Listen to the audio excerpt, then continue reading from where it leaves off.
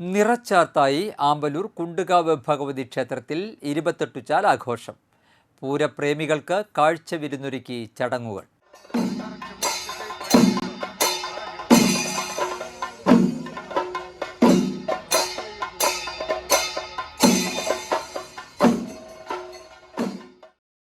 ഉച്ചാൽ ദിനത്തിൽ രാവിലെ നിർമ്മാല്യ ദർശനം, അഷ്ടദ്രവ്യ മഹാഗണപതി ഹോമം, ഉഷപൂജ, ശ്രീഭൂതബലി, ശീവേലി, മേളം എന്നിവ ഉണ്ടായിരുന്നു.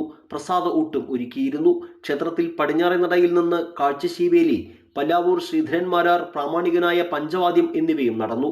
വൈകിട്ട് നടന്ന കൂട്ടിയെഴുന്നള്ളിപ്പിൽ കേളത്ത് സുന്ദരന്മാരാരുടെ നേതൃത്വത്തിലുള്ള മേളം അകമ്പടിയായി. തുടർന്ന് ദീപാരാധന, ശേഷം നാട്യതരംഗം, നൃത്തനൃത്യങ്ങൾ, തായമ്പക എന്നിവ ഉണ്ടായിരുന്നു.